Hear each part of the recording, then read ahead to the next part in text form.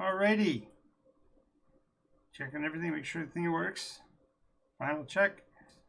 Final check. Final check. Here we go.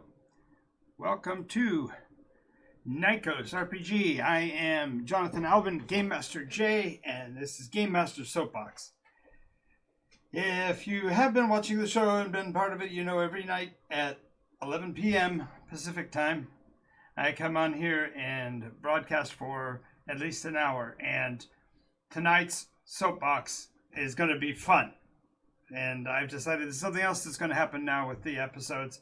Each episode is going to be on a theme, and all of the points that I'm going to cover are going to be associated with that point. So today, we're actually going to have a fun episode. And in order to get a clear understanding of what that means, I need you to know what fun is. Now, everybody has their own interpretation. Everybody has their own viewpoint on what is fun. And so I'm going to be clarifying what I mean when I speak of that for the first section. So for the episode definition, defining term of being fun, I'm going to talk about what it is and why I consider it to be fun. The second thing is I'm going to talk about why people play games. There are a variety of reasons, just as many as there are reasons to have fun or ways to have fun. There are reasons and ways people play games. And so we're going to talk a little bit about the different styles and types of play that people get involved with when we're referring to games. The next thing I'm going to do is I'm going to advocate for the return of recess. And this hopefully I think will be kind of one of the big buzz points, and that is that we need to get back to the idea of what recess was. And I'll talk a little bit about, I'll do a little bit of my back in my day connotations and kind of go off on that a little bit. And we will go into the specifics of what the return to recess would mean. Then my rant is going to be tangential to that, and that is I'm going to talk about how we have allowed our culture collectively to replace humor with spite. And I'll go into why I see it that way, and why I hold that theory about our culture, our society, and maybe even globally. And I think we will see that the concepts of what has led us here have kind of locked us into this pattern, and we need to figure out a way to get past it. And that will lead not necessarily to my next point, which is whatever happened to the benefit of the doubt. This is a phrase that my grandfather and my father and everyone that I grew up with knew about and held to. And it was actually one of the reasons and ways I was able to escape the cycle of bad behavior of my cousins and my great-grandparents and the cultures that I was raised in, to get away from several different, if you will, stereotyping tools that were used. And we have to get to the point where we look at benefit of the doubt differently. And then finally, I'm going to get beat on the drum again for Saturday, talk about the Twitch Open RPG experiment. I've had a little bit of interest in it from a couple of people who were on with me yesterday. And so I think we'll be able to build on that going forward. Now, I did find some staggering statistics, and I'll go into those a little bit later, specifically when we get to talking about the open experiment. There's some things that kind of have bothered me, and so we're going to be talking about that in particular. So, now we're getting ready to actually start. Today's episode is going to be fun. Now, when I say that word, fun, I know that every person that listens to this voice and hears me talk is going to say, yes, Jonathan, we're going to have fun, maybe, if what we think is fun is what you think is fun. And we're not sure of that. We're going to hold our opinions. We're going to reserve our answers to that question until we see what you've got to say. And to that I say, great, welcome. Welcome to the very concept of what fun is. The first thing that fun must be is it must be something that we all can enjoy. Now, notice that means in some facets, it should be G-rated. And what I mean by that is there are some things that are absolutely fun for adults that would not be appropriate for young folk. There are things that are absolutely fun for an all-male audience that would not be fun for a male and female mixed audience. Same thing would be true in reverse. There would be some things that are absolutely fun for a group of females to participate in that wouldn't be enjoyable for men. And so I'm really talking about fun in a broad scope. So let me clarify. The idea of fun has to be, first of all, it's got to be something that can be engaged with by everybody, with every member of their community. For example, if you were going to go to a family organization, a family function, whatever you think is fun needs to be something that can be thought of as fun with all of the family members. So whether they be children, whether they be the old folk, if they are single or married or looking or anywhere on the so-called spectrum, it doesn't matter. It should be something that can embrace everybody. Now, when I say that, of course, I leave myself open to this possibility, and that is, yes, Jonathan, you can say that something is fun, and yes, maybe my whole family might be interested and think that it's fun, but there's going to be somebody that's either going to be offended or it's not enjoyable to them or whatever. I am telling you that fun can be had by all. The old saying, fun for all. There is a one-size-fits-all. There are things that we all find enjoyable. Now, there are nuances to that. Certainly, for example, a comedian who does comedy, that can be a fun experience. But that person's humor has to be able to embrace a large group of people. So the fun you have to have has to be, maybe it doesn't have to be as general as you might be interpreting what I'm saying to mean, but it does have to have as many possible hooks and nuances to make it fun for everybody. Now, let me ask you this. This is going to be where this gets to be fun. Before I go any further, and I know that I haven't got an audience at this second, so this is going to be a rhetorical question only in that context. But if you're watching this at a later time, think really hard about this. What do you find fun? Now, as you're thinking about this, I don't want you just to rattle off things that you do that are enjoyable. I want you to think about what's actually fun. What is it that makes you laugh? What is it that makes you giggle? What are those things that make you sit back and go, that was really an enjoyable experience. That was engaging. That was interesting. That held my thought process throughout. What are those things? And list them. And if you want to, by all means, please list them in the comments. And oh, by the way, if you're liking what you're hearing me say right now, please go ahead and follow the channel, subscribe on Twitch, subscribe on YouTube, and become part of the community, because the reality is that we are all looking for what is fun. And I think a lot of us, when we think about our childhood, we think of our past, one of the biggest things that we run into is we think back to the things that were enjoyable back then, and we don't do them anymore. A great example for myself. I hate to admit it, but I'm a singer. I like to sing.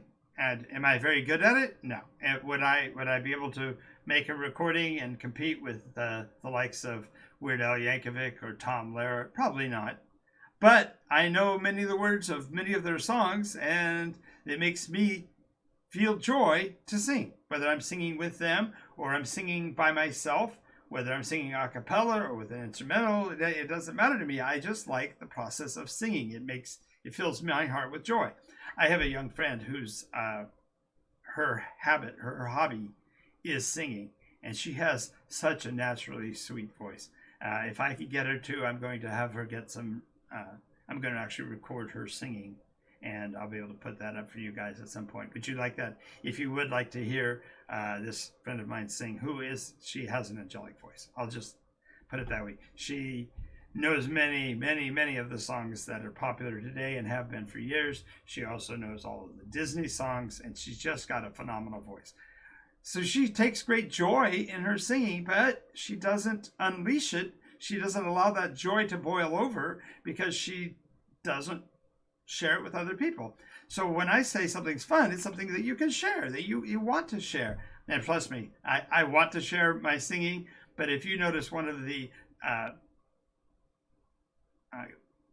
awards that I put on is I've got a points gathering agenda of getting a certain number of points, in which case I will actually sing one of the songs that I know during one of the shows. So if you don't want to hear it, it'll cost you twice as much. so if we raise twice as much, I won't. But if we only raise I think it's 1,000 is what my target was. So if we raise 1,000 points, then I will be singing a song of my choice on the channel for everybody else's enjoyment. And if you get twice that amount, we'll forestall the singing for now. So I've got friends of mine who think it's fun to thwart things that I'm trying to do. So this actually ties back to role play, trust me. But we're almost out of time on this one. But just realize that fun is something that is family oriented. It's got to be something that can be done with everybody, guys, gals, children, everybody. Universal, which means it can't be anything that's too narrow focused and whatever, and it's got to be nuanced. And what I mean by nuance is one of the greatest rules of comedy is to do a series of 3 things. And when you do the series of 3 things, you say 2 that are really obvious, and you say 1 that makes no sense at all. So I've just said it should be family oriented, which means it encompasses a lot of people. I've said it needs to be universal. It's got to be something that everybody can enjoy, but it has to be nuanced. So that in itself is kind of humorous because those 2 don't seem to work with the last one. But the reality is that the nuance is in the ability of the person perceiving it to take their enjoyment from it for perhaps a different reason that somebody else would. So if it's, for example, I tell fisherman jokes sometimes, and when I tell a fisherman joke, I've got fishermen friends of mine that are like rolling their eyes going, oh no, not another fish joke.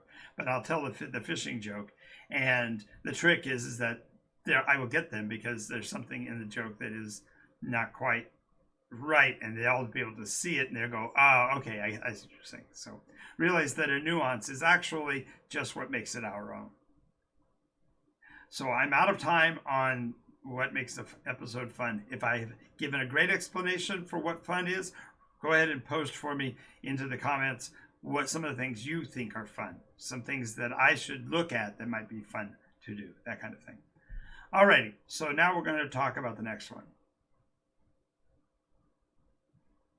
Why do people play games? Well, there are as many reasons to play as there are games to play. So this is another one of those questions that when I ask it, I'm actually opening the Pandora's box, I suppose, to a million different positions that can be taken.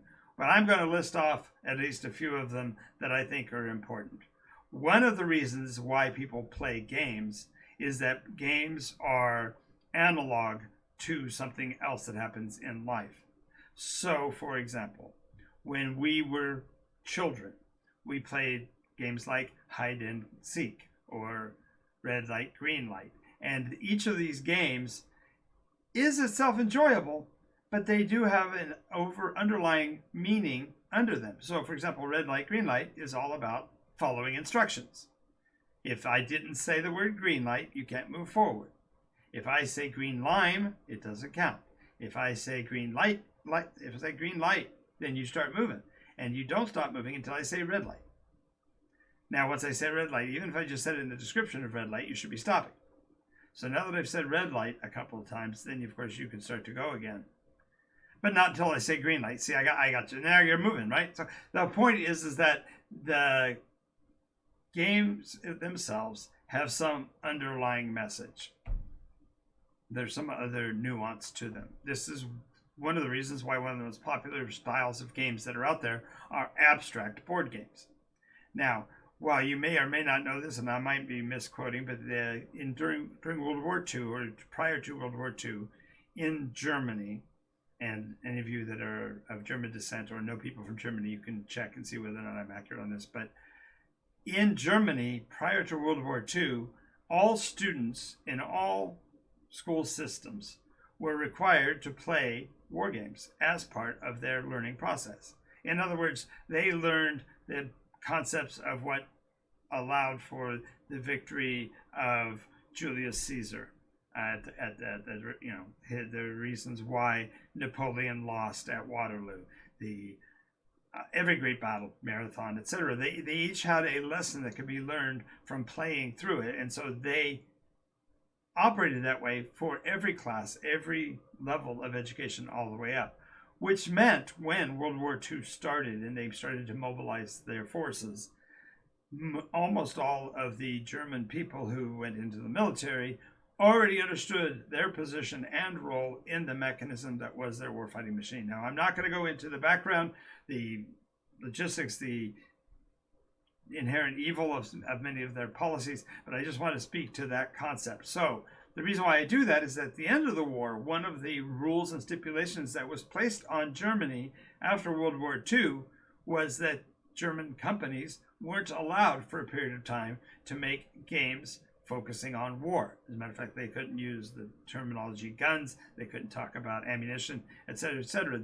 So all of those companies started to develop abstract board games, because the abstract board games can still teach mechanistic policy without actually putting words to it. So just realize that we play games to convey messages. The second reason why we play games is that we are trying to better ourselves. We have the agenda of showing our knowledge, our skill in comparison to other people in the game. And while some games, as a matter of fact, many European games have multiple ways to win, nonetheless, we figure out what our personal strategy is and we play towards that in whatever we do. For example, there's a online game called World of Tanks, and many of you know that I'm a bit of a fanatic for that game. And in that game, there are a variety of types of tanks, and each type of tank has a different strategy, a different position in terms in relation to the other pieces on the board. And so when you're playing, you are trying to make yourself a better performer at the skills necessary to win that game. And so many people play games to be winners. Now, this is true almost unilaterally for sporting events, sporting games. Football, hockey, table tennis. These are all games where you are building up your expertise at it. And in many cases, you're on a team, and the team collective goal is so precise that you have a specific role to play in your part of the game. And therefore, you want to be the best at your part, but then the collective is trying to accomplish the winning. So you see, you got both going on there. So people play to win. And this is challenging to them when you deal with items that are called games, such as role-play games, where there isn't a winner or there isn't a mechanism to be a winner. So that again goes back to the nuance I talked about before. Playing games to be a winner can sometimes be problematic if the game you're trying to play doesn't have them. But that's the second reason to play. A third reason why people play is they just enjoy being around people. The games that they like to be involved with are collaborative, or they are community oriented, where you're building something together and then you win by reaching a score first, that kind of thing. So, for example, Settlers of Catan is a competitive game, but it has aspects of cooperation built into it. The necessity to trade, to get yourself benefits while giving away things that you don't, that are not as helpful to you, is a nuance of this collaborative play. So some people play just to be part of the community. Another reason why people play games is because there is a story to the game and they want to see it through to the end. This is not much different from those people that go to the motion pictures, they go to a movie to watch the story develop. Maybe they like the actors, in which case they're wanting to watch somebody play. They are invested in the player, if you will, the actor in that movie. Or they're wanting to watch the story develop. I've got a friend of mine who loved Lord of the Rings, but he was done, if you will, at the beginning of the return, the Two Towers, because Gandalf had died. And in his mindset, that was the end of the story, because he was following that character. And so Granted, if he stayed on long enough, he eventually got around to watching and realized that spoiler, Gandalf doesn't die in the fall with, well, actually, there's all kinds of nuances, but the point is he's not removed from the story. So the concept is that you play games to play through the story, and this is where role-playing games go. This is where the game of golf goes. You're playing to run through the story of 19 holes. You're looking at where you're going to end up at the end. Yes, you might have had a bad third and fourth hole, but your ninth, 10th, and 11th might have been really good. So therefore, it kind of balances out, and you really want to see what the story is going to be at the end of the game session. So just realize that people play games because they are wanting to win, because they are wanting to be part of a community.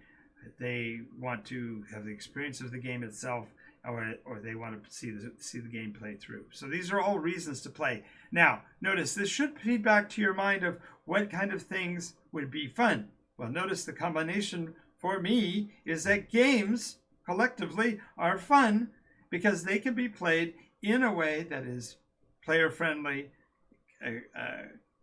inclusive, and all the things that I said about being fun. They can be nuanced, and obviously role-play games are a very, very nuanced form of play when you're trying to compare it with, say, table tennis. So now we've got why do we play games. Now let's talk about the return of recess. And here's where I put my false teeth in. Back in my day, when you went to school twice a day, maybe even 3 times a day, you got released from class to go and just do fun things in the class, out in the playground. Well, the recess was there for more than one reason, and we have completely obliterated the reason for recess. And I am here to advocate for the return of recess, because the first thing it gives is it gives the students a break. When you are trying to teach somebody something, it is difficult for them to catch on to what you're trying to convey when you just keep hammering, and you're changing subjects, and you just keep hammering. Because there are some people that will learn under that kind of crucible. There are other people that actually learn by sitting back and going, oh, that's what the teacher was talking about. I now see the equation. I see how it fits together. I see why, we should be following this concept of American civics or whatever. This concept of recess lets the brain disengage for a period of time so that the body can use that time to enjoy itself, let the blood flow through the system, wake somebody up. Arguably, if you make it so that the recess is something that's done physically as well, for example, go out to the playground, you're not going to sit on your keister during this recess. No, you're going to go and engage with other people in a physical act outside, whether it be dodgeball or running to the fence and back, or running away from the girls, or whatever the different nuances that were there in the period. The idea of the recess, first of all, gives a physical release and a break from the action. The second thing that the recess does is it gives a break to the teacher. One of the biggest drum beats that I remember coming up is that teachers are not paid enough. And in a large part, I would agree with that. But I have to tell you, the teachers that I know of that were paid the best were not necessarily the best teachers. They were the ones who complained the most, the ones who always had a reason for more money and things like that. And the downside to that is that the real thing that teachers need is support, and a recess process, an organized process where you had somebody who was the monitor that was, taking care of recess. One teacher, each day they rotated through or whatever. That teacher's was not given that break on that day, but the other 4 days of the week, they would get the break. So the idea of the concept of the return to recess means to give the teachers a break. And that gives the educator the processing time for the things that happen in each period. But it also gives the participants the time to process. So that's 2. The third reason why we need a recess is that we are physical beings. I know when I was a youngster, when I was a kid, My parents weren't quite the helicopter parents that people are today, but as far as I got to be doing this, and I got to be doing this, and I be doing this, and I be doing this, all eats up the time and literally puts the child in a state of paralysis because they don't have any time for themselves. And a recess lets them, in that limited amount of time, with those restrictions, they have the ability to be alone with themselves and can access that period in a way that is healthy, because they're not just intellectually stimulated, but now they're also physically stimulated. Now, in today's world, this may be a problem because we are so worried about injuries and illness. And the reality is that the world was a messier place. I know that I was not part of this, but I know there were families who did chickenpox parties where once there was a chickenpox outbreak in an area, they actually would farm their kids to those places to get the kids to get the chickenpox so they could get over it and go on with life. And this is not a great strategy. I'm not a medical person by any stretch. I don't even play a doctor on TV, although I sometimes have to role play one from time to time. But the idea is that the Return to Recess is going to give the participants some healthy reaction and get them out of the classroom for a minute. The next thing, and this is really important, I can't emphasize this enough, we as human beings need social interaction. Now, you're watching me on YouTube, you're watching me on Twitch, and so yeah, I get that there is a social networking process. There's a mechanism where socializing can occur in a enclosure, in a closed space, in a limited way. But I'm talking about a recess. And that's, I have to go out into that playground, and I have to deal with the very kid that was a bully to me when I came to school in the morning.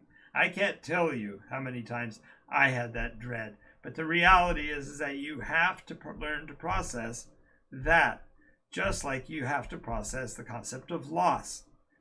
Now, I'm actually hoping for it. Please, if you've got an adverse opinion on this, I'd love to see the comment.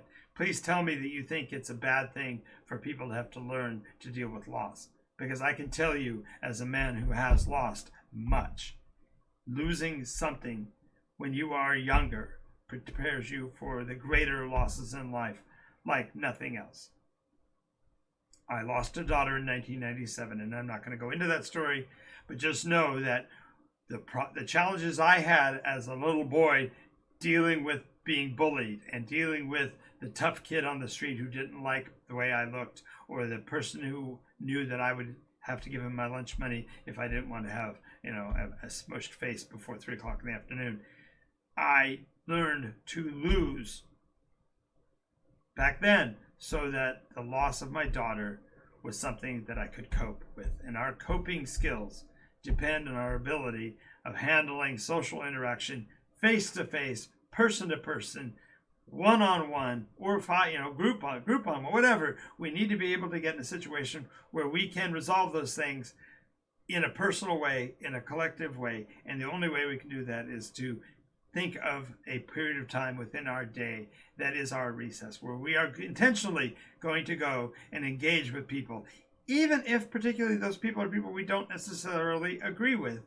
We have to learn how to present our case in a rational way, understand and accept what their position is, whether we agree or not, and we need to be able to have a conversation and a conciliatory tone. So this will lead into the next part.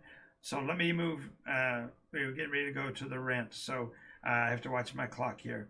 We're getting up close on it, but the return to recess gives us a break, a healthy break, a break both on the teaching and the learning, and it makes us engage socially in uncomfortable situations so that we become better at all of that.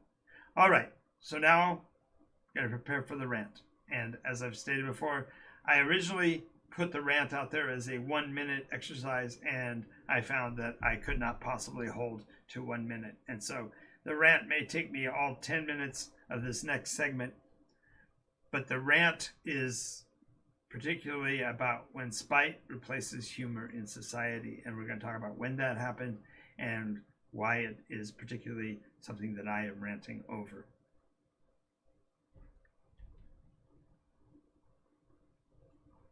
I hope you're enjoying the show so far. If you do, make sure you click the like button down below. Follow us on Facebook. Follow us here. You'll find all of it under NycosRPG, with the exception of our Patreon account. If you want to become a part of our family, if you will, our organization, and you want to help promote the concepts of what you're seeing here, then definitely consider becoming a Patreon. They get you access to online roleplay sessions that nobody else is invited to. It gives you a chance to get some behind the scenes information and also access to pick my brain from time to time, which is that's a nightmare, I suppose, scenario for some and a gold mine for others. So it's a mine or a mine, but it's mine. Alrighty.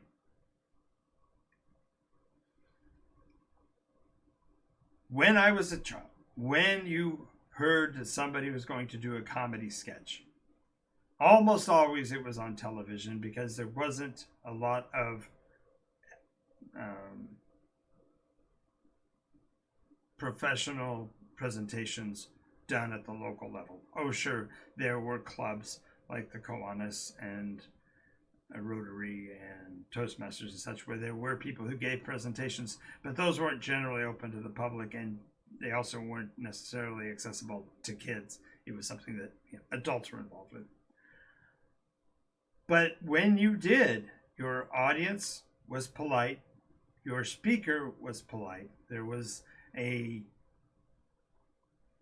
unwritten but understood rule that said that humor should be something that's funny. Should be, maybe it's going to be irreverent, maybe it's going to be ironic, perhaps it's going to be sarcastic, but generally speaking, it's going to be humorous. Then along came some humorists that weren't so caring about those things, and I could pick out names, and if I picked out names, there are people that would say, well, that's because of their background, it's because you were raised in a certain way, you weren't exposed to the other forms of humor, etc. But what I'm going to tell you is that at some point, it no longer was laughing together or laughing about something, it was laughing at someone. And this concept of picking on somebody was not a situation of making light of a condition, situation, and oh, by the way, this individual. No, it was collective humor. And my dad was horrible at this. When I was a kid, my dad would get himself into so much trouble by, oh gosh, something's going on here. No, it's not important. So the concept is that when your humor slips into pointed humor, when you start singling out one person, a group of people, without that group being something that you could be included in, something that could be, you could be poking fun at yourself, that's okay, I suppose. But what I'm saying is when you are saying this is because of that, this is a situation that spite replaces humor. There was a program that was on television all the time called All in the Family, and many of you know of whom I'm speaking, and I love Carol O'Connor to death. I loved the concept and the acting that he did, but there were things in that show that were spiteful. There were things that were mean-spirited, but they were tagged to laugh lines. There was canned laughter when the statement of meanness was being made, and something triggered, and I don't exactly know when it was, but that concept of poking fun at someone, it really gets under my skin to this day. As a matter of fact, there are TV programs that I can't watch because they are solely made because somebody said, oh, let's pick this group, they'll be fun to make fun of, and let's put them on display and let's watch the way they act. And you can talk about reality TV, you can talk about sitcoms, you can talk about any genre. this concept of spite and bitterness and anger started to filter in to the point where a person who had a legitimate story to tell that was humorous started to replace his humor with spiteful comments, not only because it was to build an audience, because obviously people that like that kind of coarseness, because you're picking on somebody that they also don't like, then you're feeding that spitefulness, but you are also isolating an audience that might not find it fun.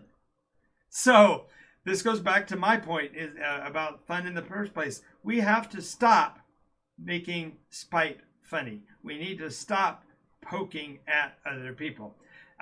In argumentative logic, there's a term ad hominem, and it's a Latin term, and it means to the man, to the person. And an ad hominem is not relevant. It's not useful in an argument. It's not a legitimate argumentative point. When we have turned our comedians into spiteful jesters who only point at the people that we like them to pick on, that's no longer funny.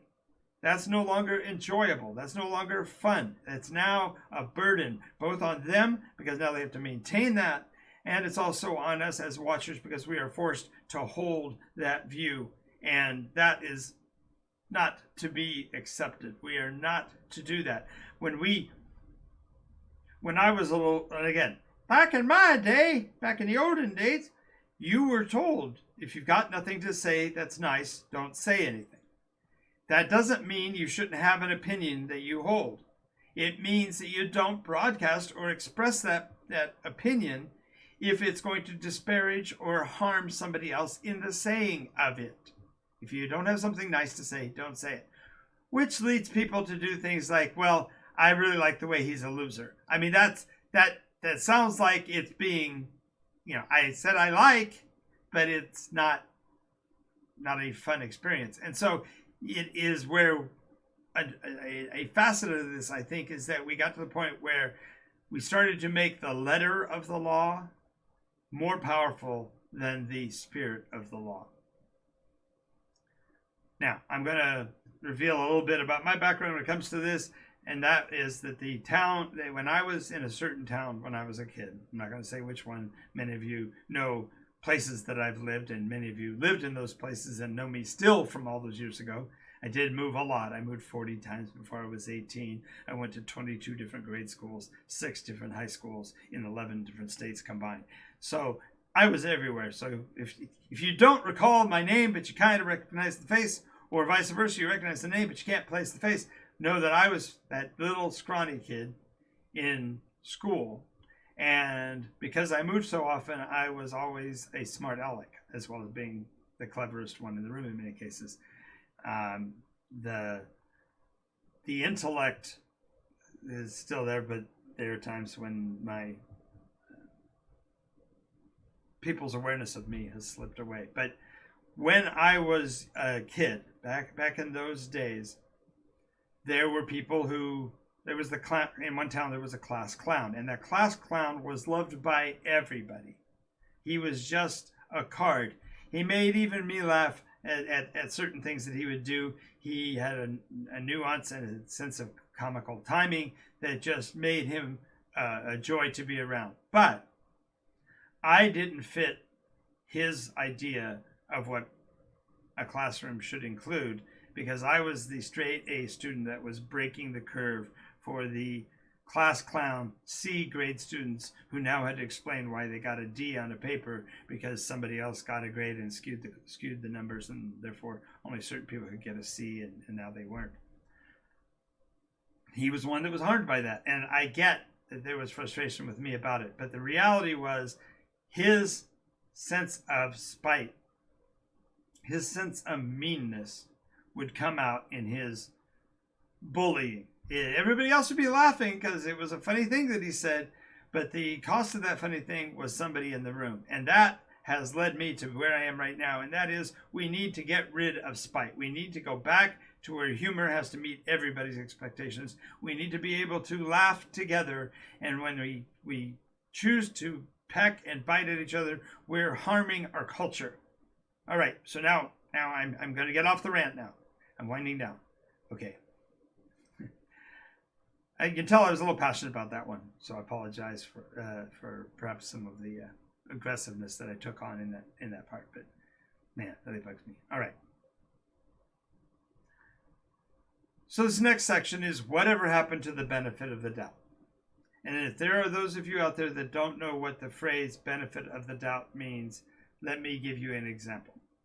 If two people are racing towards an objective and somehow the judge for the competition isn't Johnny's on the spot and on that line, two players cross the line at the same time, but one says, I think he won and I lost. Well, the person who is being given that accolade has a choice. He can say, yeah, actually I did win. Definitely, I was ahead. I won.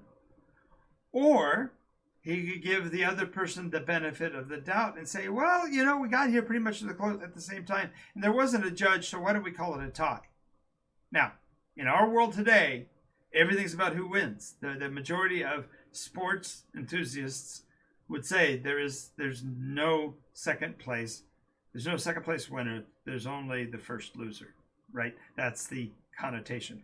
But when we do that, when we destroy benefit of the doubt, we do many, many things that are harmful. And we have done this across the board. And this is where I'm going to get to the edge of being political instead of just a fun gaming guy. Although I would argue that this is fun for me to be able to talk about this because this is a subject that's very important to me. We should grant other people the benefit of the doubt in all cases. And I'm going to give you a very broad example. Somebody says to me, I think X. And that X is something that would be harmful to me. If I take offense to that comment, then I am not exerting the benefit of the doubt, because there is the possibility that the person who's speaking is either uninformed, undereducated, or intentionally, willfully wrong. Those are all possibilities. When a thing happens in the criminal world, a criminal breaks the law, and somebody arrests them for breaking that law, then that person has built in automatically by our culture, by our nation going all the way back, benefit of the doubt. I can prove it. You ever heard of the concept of innocent until proven guilty? Our system says that person you're accusing may not be guilty. That person may not have committed the crime, and you have to therefore prove that they conclusively did that beyond a shadow of what? Beyond the shadow of reasonable doubt. Yes, you can say, well, beyond a whacked out nonsense, chaos theory, nonsense answer, sure. But when it comes to reasonable doubt, if you do not prove the case to a reasonable doubt, then you have not proven the case. And if you have not proven the case, guess what? The benefit of the doubt goes to the person accused. This is absolutely essential, not only to the way we operate business-wise and culturally, but it's also part of our legal system. And we as individuals need to find ways to exhibit the benefit of the doubt. How do we hold ourselves above that and say, well, no, that person meant to do that. Well, that person definitely broke the law, even though I can't prove it, or even though I haven't proven it, they're already guilty. Now, there is something we're dealing with in our world today called cancel culture, and this rant right here, this conversation might be one of them. I might be getting myself canceled in a way because I am saying, let's stop assuming the opinion or the intention of another person. We need to give them the benefit of the doubt and let them convey to us their position. And if their position cannot be upheld without a reasonable doubt, then maybe there's something wrong with their position. All I'm asking is what happened to it. when I was growing up, you were in the, I was in the military, and sometimes you didn't complete your task on time, and you had to deal with the ramifications of that. And if you could validate or prove that you'd done the best of your ability, they would grant it. And if you couldn't prove that you were wrong, you still would have to face. You would still get to face a justice system. You would have a methodology that would give you the benefit of the doubt and require the system to give that to you. Now, I have to say, I have friends in the professional business. I know there are lawyers out there that just slapped their forehead and said, "What the H are you talking about? Our judicial system is not without bias." And I'm not going to talk about that, because that itself is an accusation that needs to be supported by evidence. But in general, the concept of the benefit of the doubt is intrinsic to our judicial system, part of who we are as a nation, and it really bothers me that we are throwing all of that under the bus in the name of accusations of intent when none has been proven to be established. So we need to be able to hold down and hold that position. Now, the benefit of the doubt is not an easy thing to give away. Again, speaking to my own specifics, after the loss of our daughter, I was at the time married, and we had 2 children at home until the death of Jera. And at the moment we lost our daughter, things became rocky between myself and my spouse. Now, things had always been rocky only because life is rocky. The world is not a fair place. It's not a just place. We only can hope for mercy in the cases where we make mistakes. So with that understanding, 4 years after our daughter passed, I discovered that my spouse had been having an affair.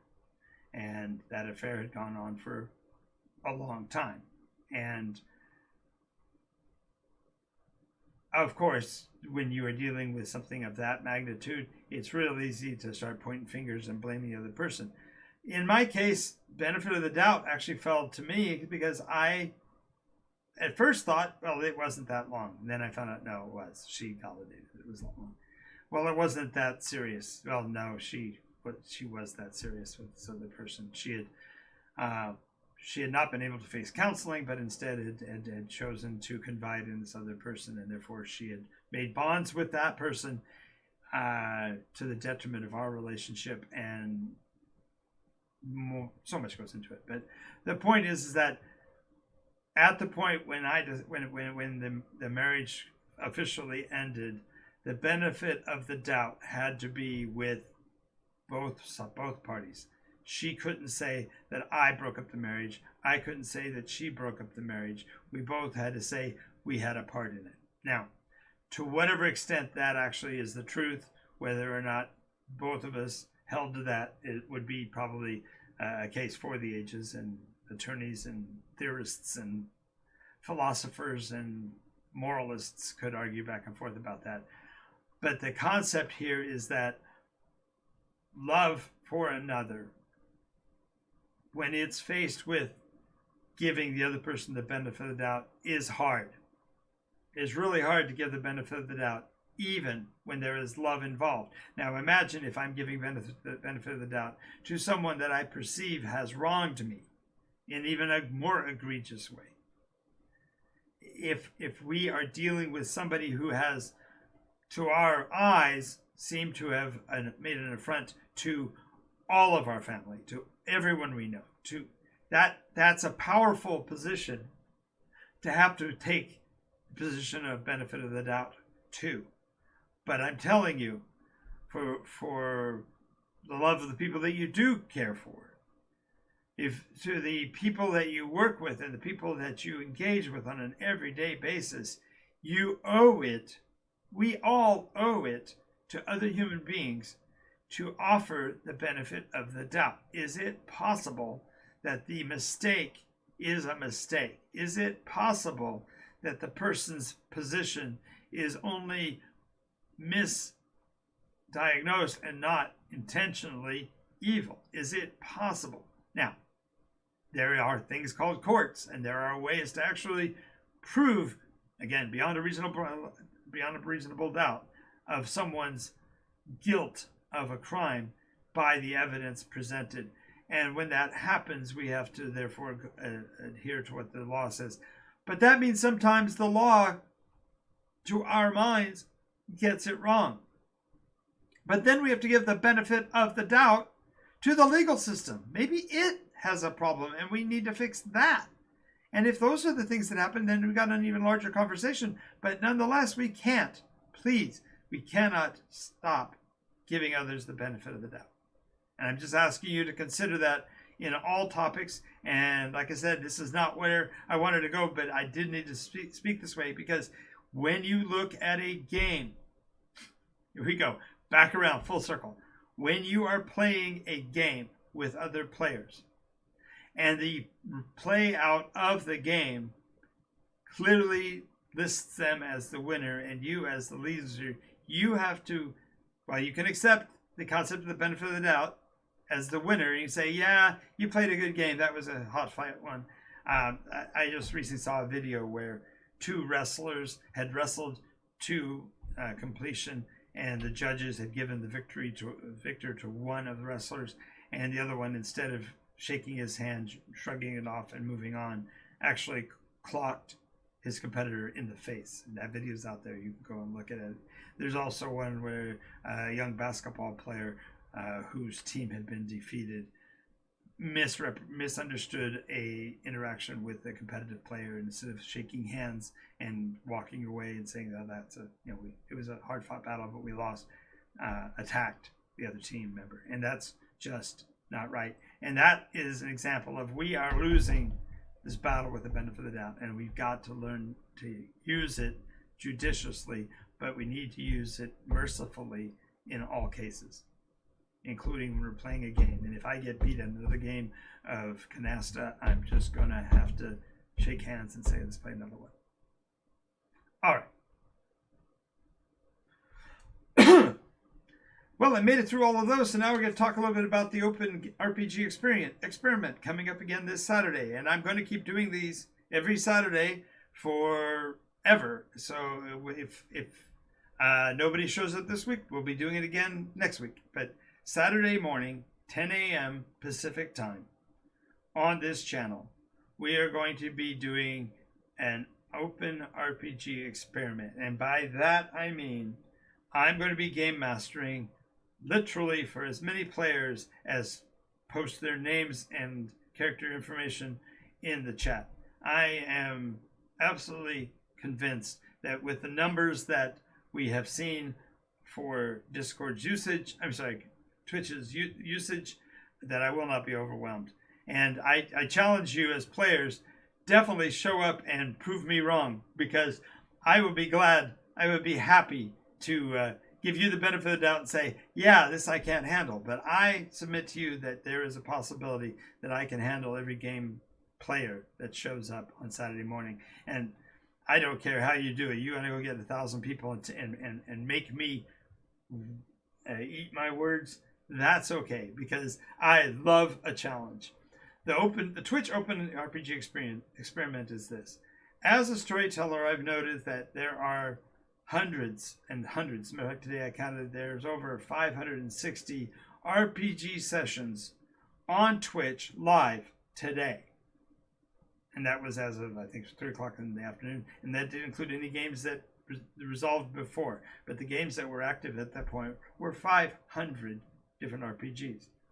Now, there are 33,000, I think the numbers are 33,000 role-play game enthusiasts that are engaged on the Twitch channel for RPGs, and I think that's Dungeons and Dragons specifically. But even if you open it up and you include all RPGs, you're probably looking at another third. So if it was 33,000, we're looking at 50,000, maybe more. Let's call it. Let's be generous. Say it's 60,000. 60,000 versus the 500 or 600 events would mean that somewhere about 10 or 11 would be a cap out on what you could expect to have as an average. Now, the actual numbers from what I've seen from the Twitch backside is considerably less than that. The average game master expects to host a game for between 3 or 4 viewers overall, and some of them, of course, are much larger than that. A certain critical success at this, whose role has become the forerunner in the genre, that group can have 14,000 people watching the show at any given time, and that's outstanding. They've got millions of eyeballs overall that have participated, and I'm not going to be able to compete with that. Not in my second week. We're on episode 11, so we haven't even gone 2 weeks yet. But the idea is that I anticipate that anybody who hops on, opens into the chat, says, "Hi, my name is blah blah, and I want to play this and that." Going to be in the world of Nykos.